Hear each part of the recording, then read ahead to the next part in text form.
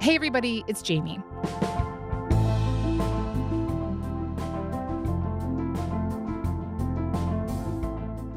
On Monday night, a new escalation in the trade war between the United States and Canada. U.S. President Donald Trump signed orders to slap a 50% tariff on a whole swath of Canadian exports, ranging from hockey sticks to plywood. I spoke with President Trump earlier this morning. We agreed to intensify negotiations in the coming weeks. The tariffs aren't scheduled to take effect until August 19th, so there's still time for the negotiations Prime Minister Mark Carney's promising here. But it's still a really significant development.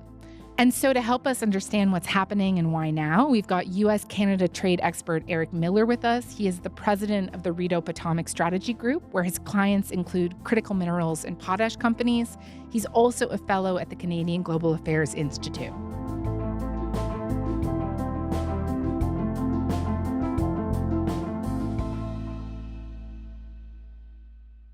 Eric, hey, it's great to have you back on the show.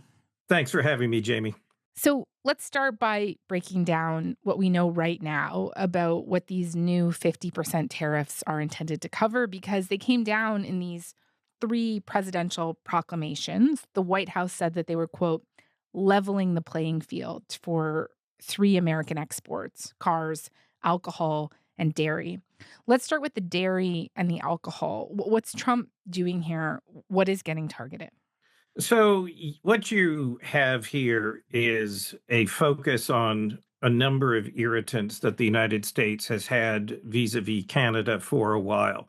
It has been no secret that the United States, both Ambassador Hoekstra and people in Washington, have been deeply frustrated with Canada's prohibitions, albeit at the provincial level, of U.S. wine and spirits. Hoekstra ended his July 4th comments with a goal of sorts. But next year, hopefully, we can all take a toast of American bourbon legally in the province of Ontario. There's also the longstanding concerns about dairy and Canada's response to U.S. actions on the automotive front that it sees as discriminating effectively against U.S. parts companies is something that there has been frustration with as well. Mm-hmm. And just what are they doing in the proclamations around alcohol and dairy? What are they slapping the tariffs on? So each of these 3 proclamations has its own set of tariffs that are associated with it. On the dairy product front, you have a lot of dairy products that are listed in the annex. So Canada doesn't export a lot of dairy products to the United States. That's really part of the foundation of the supply management system. And so these are tariffs very much in name only, although there'll be some within that universe that are impacted. On the alcohol front, you have certainly Canadian wine and spirits, but you also have a number of things such as lumber products. Mm-hmm. And on the automotive front, that's where the big list really is, where you have everything from agricultural products to textiles and apparel to chemicals to all sorts of industrial goods, and then lots and lots of pulp and paper products under those as well. And so each one has their own list associated. And ironically, the automotive tariff list includes very little in the way of actual automotive products. Right. I mean, they're essentially saying, because you're discriminating against us in the automotive sector, we're going to just go tariff a bunch of other stuff. Yes, correct. Yeah. And within trade law world, there is the concept of equivalence, that if there's a barrier in one, that I can put an equivalent level of barriers in my country that would essentially be a dollar equivalent. And so it's not unusual that you could have an automotive tariff that impacts some agricultural products, but it is certainly notable. Okay. Are you surprised by any of the goods targeted here? There are nearly 500 categories impacted. You talked about milk products, whiskey, but also wigs, hammers, Christmas decorations. Yes, and antiques that are over 100 years old, but less than 250 years old, which is actually specifically in there. I think 2 of the most significant things that we see from this announcement are, number one, the mechanism that the Trump administration used to impose them. That is Section 338 of the Trade Act of 1930, more famously known as the Smoot-Hawley tariffs. Hmm. This is the first time that the United States has moved to impose tariffs under this authority. There have been investigations in the past, but the fact that they are using Section 338 is significant. Why? Because you can impose up to a 50% tariff with no time limit and no congressional approval of those tariffs required. And it focuses on countering, quote unquote, discrimination against the commerce of the United States. And so, very significant that President Trump has reached for this instrument, which provides him maximum flexibility. Just on this idea that 338 can be used when the United States feels like it has been discriminated against.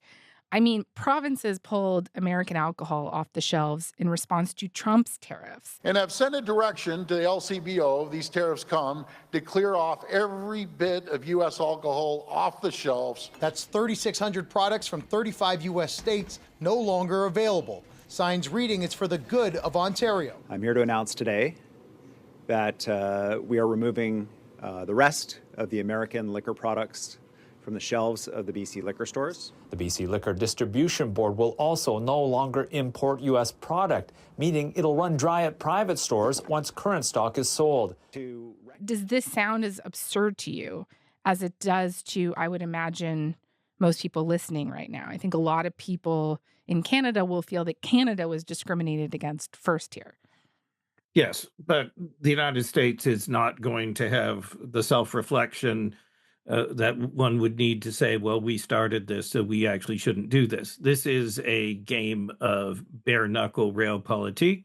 If you listen to recent interviews with Jameson Greer, he's made clear that he wants to reset the balance of trade between the United States and other countries. And this is a way that he is looking at doing that, regardless of what Canada thinks. And so we are just using whatever tools we need to try to resolve these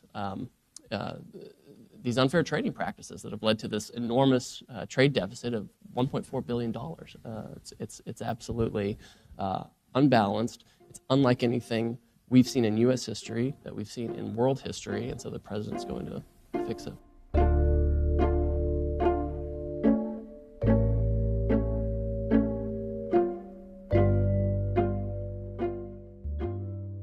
I have heard and seen experts talk about how these tariffs will probably be subject to a legal challenge. I mean, where are you on that right now? So if you go and look at the act, the actual Section 338 of the Trade Act of 1930, what makes this very different from the so-called IEEPA tariffs that were struck down by the Supreme Court, the International Economic Emergency Powers Act, is a big part of the litigation on the IEEPA case turned on the fact that the word tariffs was not used in the statute. This is very directly a statute which says if there is discrimination, you may impose tariffs, and here's how much, up to 50%. And here's the time limit that you need to wait before they can go into effect, i.e. 30 days. And you will decide as president when that situation has been resolved. And so it is very explicitly a measure which is designed to authorize the use of tariffs. Now, there'll be those who say it's been superseded by other legislation, or the fact that nobody has thought about Section 338 since the 1940s, that really it's not something that should be applied. But I think the fact that it is explicitly tariff authority given to the president by Congress for a specific purpose makes it potentially a heavier lift to overturn legally. Okay. And you mentioned these IEEPA tariffs. Just for people listening, these were those blanket tariffs that Trump imposed on us and just about every other country in the world, right? For us, it was because of, according to him, fentanyl coming across the border. Correct. And those were struck down by the Supreme Court. If these do come into effect in 30 days, how substantial are they? Like, what kind of damage could they do? Well, certainly if you're in an affected sector, there will be a significant amount of damage. When you look, for example, at the list under the dairy proclamation, not a lot of impact because Canada has maintained the supply management system. And a key part of that is that Canada is not a major exporter of dairy products to the world. And so limited impact there. You'll certainly have some impact on Canadian wine and spirits that are sold to the United States. But my understanding is that, for example, in wine, the U.S. has a very significant trade surplus, or did before these measures went into effect, relative to Canada's trade surplus. I think pulp and paper is going to be an area where there is significant impact. There's a lot of provisions in there about plywood and about veneer and about paper products. And so that's something that you will see a lot of impact on. And certainly having already endured tariffs of up to 45% on softwood lumber, so the classic 2x4s, for example, you will see tariffs that are significant on other swaths of the industry that are not currently covered. And so there'll be a lot of different pieces here and there, but I think this is very much, in some respects, a shot across the bow of what could happen if CUSMA is not renegotiated. Because, of course, the other significant piece of this, besides the instrument, is the fact that there is no CUSMA exemption. So it means even if the goods qualify under the CUSMA agreement, they will not receive duty-free status. And so if you are exporting veneer to the United States, regardless of whether that is originating in Canada, you will pay. I think that's a good segue to us talking about why you think this is happening now. I mean, are you essentially making the argument that we're seeing this now because the deadline to formally renew CUSMA was missed a few weeks back, and this is a way to try and leverage or squeeze concessions out of us as we try to renegotiate? Yeah, so there are a variety of reasons why this is happening now.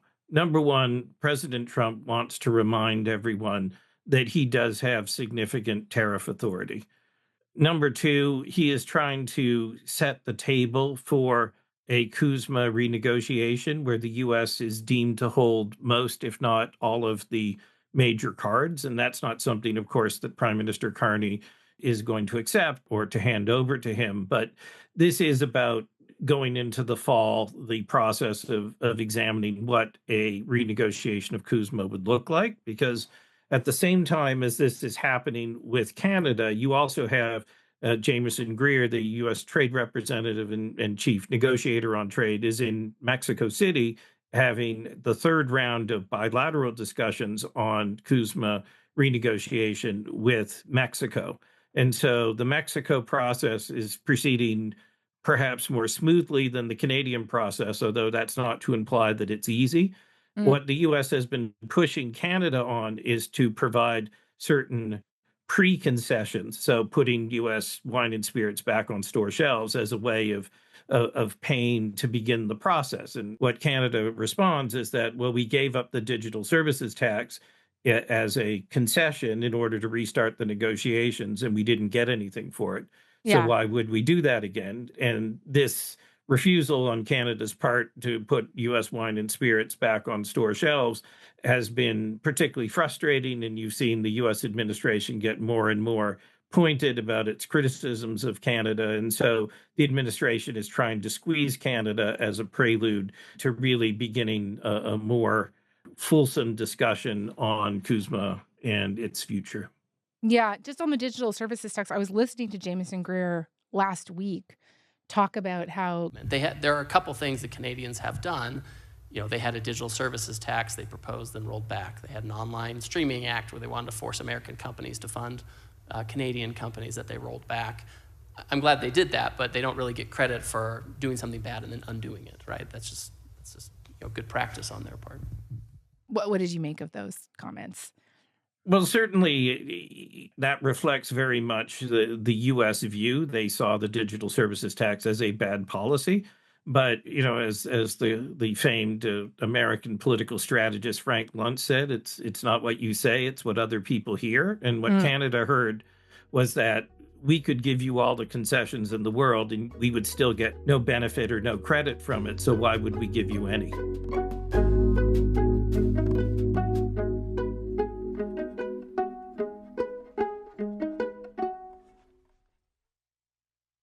in the White House statement about the new tariffs, they were complaining essentially that over the past year and a half, only 2 countries have chosen to retaliate against Trump's tariffs, China and Canada.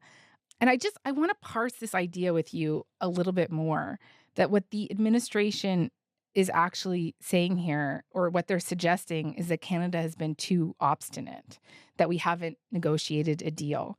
But I think there are lots of people here who would argue that Canada has already capitulated a lot. We just talked about the digital services tax rollback. The federal government has quietly backed down on a number of counter tariffs on American goods. U.S. Secretary of Commerce Howard Lutnick has been bragging on social media about how the U.S. is going to get revenues from the Gordie Howe Bridge opening. He called it the art of the deal in action. So, does the U.S. administration really think that Canada's been fighting back too hard here, that we haven't done enough to negotiate a mutually agreeable trade agreement? Yes, they do. They mean what they say, that they're frustrated that Canada and China are the only countries that have retaliated, and the U.S. would expect China to retaliate. But what's been very frustrating for them with Canada is that Canada, which on paper is, and in fact is actually very dependent for its economic prosperity on trade with the United States, has actually been the least willing to cut deals with the United States. And most countries have, I know grudgingly, but they've said, we understand your policy. We understand, so we're going to negotiate with you. We're going to remove some of these tariffs and non-tariff barriers, et cetera. Canada's approach has been different. They, like China, retaliated against the United States.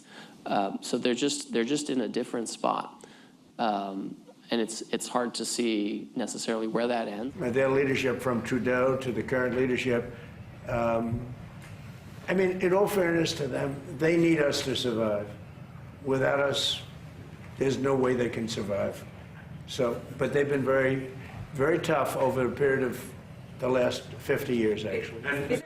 And so all of the history and the nuance of why Canadian trade policy is the way it is and why we have the integrated North American market has gone by the wayside. The way the U.S. looks at it is the Europeans agreed to an unequal deal. The Japanese did, the Koreans, and many of the other big traders, where in their cases, Japanese goods going to the U.S. pay 15% tariff, and U.S. goods going to Japan pay nothing.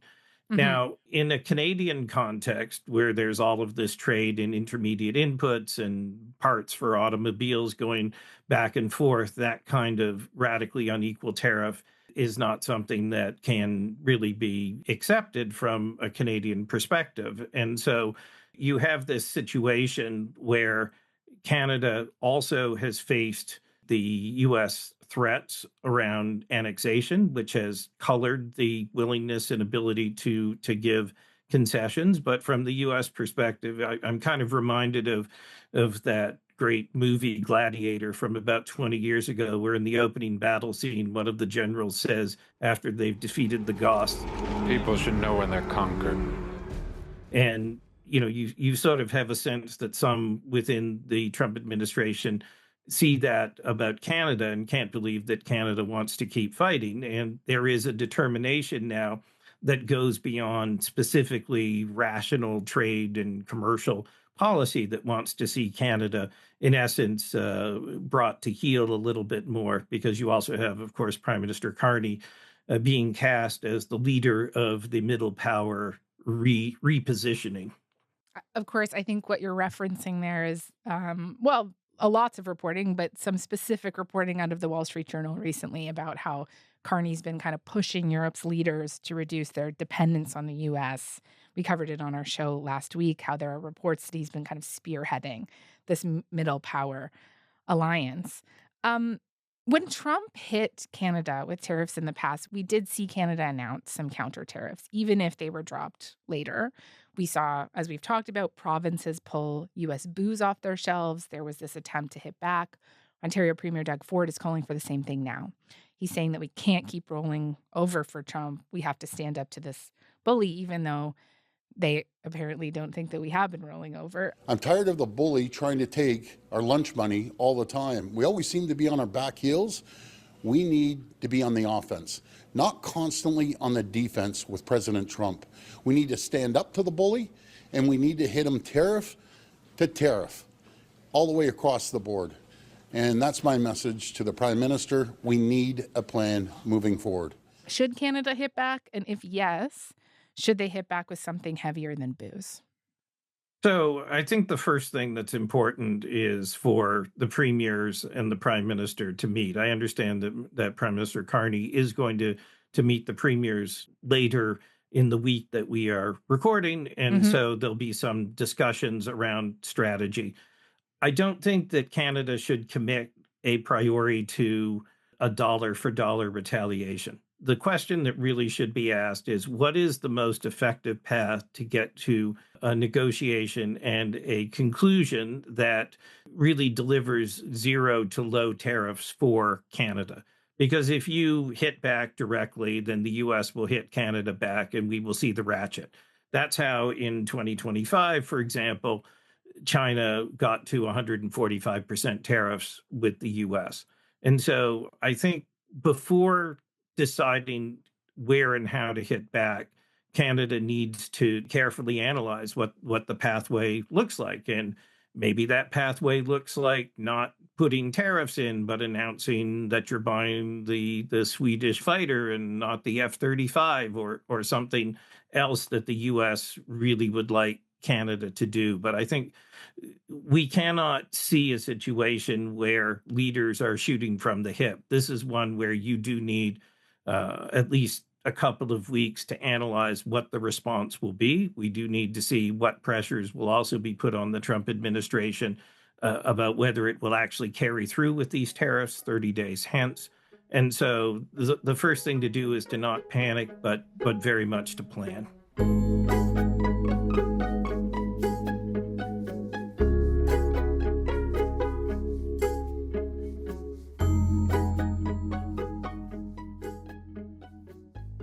You mentioned China there and how it ratcheted up. I think, a lot of people, I've seen them argue that China kind of won there, right? That they came back super hard and that eventually the United States backed down, and that China's in a much better position right now.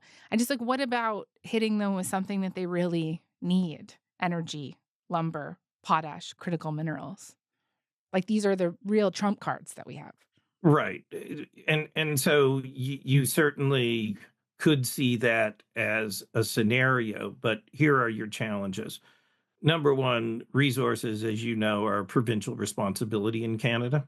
And so any decision to use energy as a lever is something that would need the consent of Premier Danielle Smith and others. And I'm not particularly thinking that it's likely that would come to effect. Similarly, on potash, you'd need Premier Scott Moe in order to be able to carry that forward. The thing to remember, though, about China is that China is a massive economy and what the U.S. regards as a peer competitor. They do not regard Canada as a peer competitor. They view Canada as a country that should be in its sphere of influence and orbit. And so the question is, how does a mid-sized country with better strategy than their counterparts and a willingness to act boldly, how do they find a way to a solution on tariffs, which is more agreeable? So we've seen, for example, Prime Minister Carney has hinted that there is a willingness not to cut off energy flows, but to double oil exports to the U.S. as a way of helping to bring prices down. That's not something that was accepted by the U.S., but I think we need to look carefully at an array of options and what are the carrots and what are the sticks. But fundamentally, we know that the situation is only going to worsen. We also will have to begin preparing Canadian firms that have benefited from the CUSMA exemption much more directly for a world where they have to pay tariffs. And so a lot of that will require, for example, work on calculating what is your break-even point on tariffs. So can you survive a 10% tariff, a 20% tariff, whatever it would begin to look like. So this is about resilience building as much as anything else. So I think the prime minister should do much of what he's doing, which is say as little as possible, meet the premiers, meet advisors, and craft a careful countermeasure rather than kind of coming back immediately. Because what will matter ultimately is the effectiveness of the strategy when deployed, not the timing. Let me flip this for you a little bit. These guys in the Trump administration, they also seem to like to take some wins, right? Like, why not just give them something that they want here? Open up dairy, put the booze back on the shelves. So I think dairy is a more complicated one because if you were to open the dairy market, you would see very likely large-scale bankruptcies in the dairy sector across Ontario and Quebec, which would be politically tricky. You also have billions of dollars of credit extended from Canadian banks to Canadian dairy farms to buy equipment and inputs and other things of that nature, which are underpinned by the value of the quota. So the value of the quota is reduced to zero or near zero. There's no collateral to back those loans. And so you would need very much a sectoral restructuring as well as a financial restructuring. Now, this could be the time when Canada looks carefully, for example, at the New Zealand model, which when New Zealand went through its financial crisis in the 1980s, their dairy farms put together into a cooperative that exports now products around the world. It's called Fonterra. But opening dairy willy-nilly is something that would lead to a lot of damage in the sector. On alcohol, the U.S. has made such a big deal on it that Canadians know that this is a point of frustration. So if you want to have some leverage, this could be something that the U.S. may be willing to pay for, despite Ambassador Greer's statements that the U.S. shouldn't give credit for what he sees as bad policies. It's something they would want to see resolved and that President Trump would accept. But to what end? You don't want to do that necessarily delinked from a broader trade negotiation, because then you just give something away that the U.S. wants that you get nothing for it. And so this is now about how do we get into the bigger negotiation process where trade-offs can be made and where we can get to something that looks like a workable end state for both parties. What do you think the likelihood is that they find an off-ramp in the next 29 days is? I'd say we're probably in a world that's 50-50 on that point. What you could think is, yes, the tariffs could go into effect on August 19th, but on August 21st, you could find a situation where the countries announce that they're launching formal negotiations and that these will be put in abeyance pending the results of those negotiations. But it's also perfectly possible that the bilateral relationship worsens significantly and that you are in a situation where the U.S. imposes tariffs and Canada takes some other measures and the U.S. decides to raise those tariffs or somehow amp up pressure. And so we are in a potentially very challenging situation where these tariffs could be expanded beyond what they are applied to at present. But the ideal scenario would be that they don't go into effect and that this can be a foundation for a bigger negotiation, which from the Canadian government's perspective, they would dearly love to have without preconditions such as on U.S. alcohol. Okay. Eric, thank you so much, as always. Really appreciate it. My pleasure.